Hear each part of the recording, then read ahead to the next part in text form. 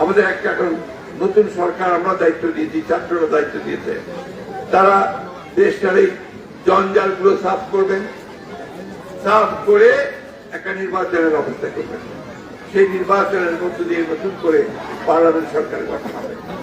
আমি আমার সাংবাদিক ভাইরা আছে তাদের উদ্দেশ্যে একটু বলতে চাই, আপনারা দয়া করে এই উত্তরণের পথটাকে সুগম করবার জন্য লেখালেখি করবেন।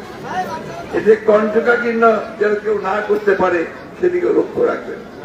অনেক সময় আমরা যে কথা বলি সেই কথাগুলো ভুল ব্যাখ্যা দেওয়া হয়, এটা করা ঠিক না আমি মনে করি। যেমন একটা কথা আজকে বলি ফেলতে পাওয়ার দরকার আছে যে আমাদের প্রধান উপদেষ্টা ডক্টর মোহাম্মদ ইউনূস তিনি একজন অত্যন্ত সম্মানী লোক। আমরা দেশের প্রতিটা মানুষ তাকে সম্মান করি, বিদেশে করে, সারা বিশ্বে তার নাম। তিনি নোবেল পুরস্কার পেয়েছেন। নোবেল পুরস্কার পাওয়ার পর তিনি আমাকে, আমি তখন ম্যাডামের সঙ্গে কাজ করি, সাবিউদ্দিন দিয়েছিলেন, আমাদের দেখে বললেন তোমরা ফুলের তোড়া নিয়ে তাকে স্বাগত জানিয়ে আসবো। সেই ছবি এখন আমার কাছে আসবে। সেই মানুষকে আমরা দায়িত্ব দিয়েছি এই দেশের জঞ্জাল সাফ করার জন্য। তিনি কাজ শুরু করেছেন, রাতারাতি তো সবকিছু হয়ে যাবে না। এই 15 বছরের যে জঞ্জাল, সে জঞ্জালকে সাফ করতে সময় লাগে, কিন্তু আপনার 3 মাসের মধ্যে কিছুটা পুরোপুরি সম্ভব। অনেক কাজ করবেন, তাই না? শান্তি শৃঙ্খলা ফিরে এসেছেন তো?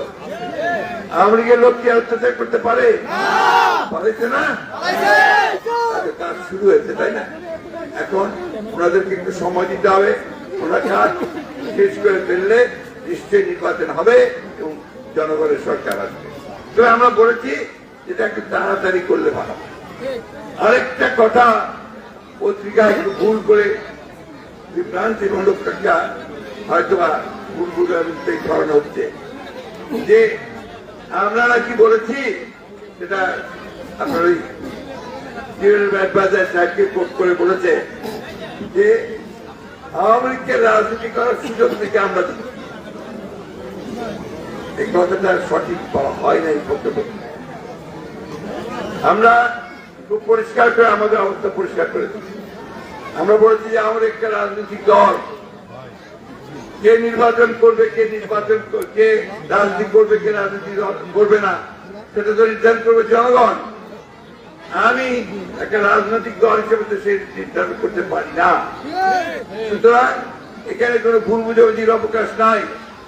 আমরা কখনোই কাউকে কোন দলকে নির্বাচন করতে দিতে মানা করিনি, কিন্তু যারা হত্যা করেছে, যারা মানুষ খুন করেছে, যারা অন্যায় করেছে, দেশের আপনার সম্পদ নষ্ট করেছে, বিদেশে টাকা পাঠিয়ে দিয়েছে, তাদেরকে অবশ্যই হাসিনা সহ সকলকে নিয়ে সেখানে বিচার করতে হবে, তাদেরকে শাস্তি দিতে হবে, পরিষ্কার করে।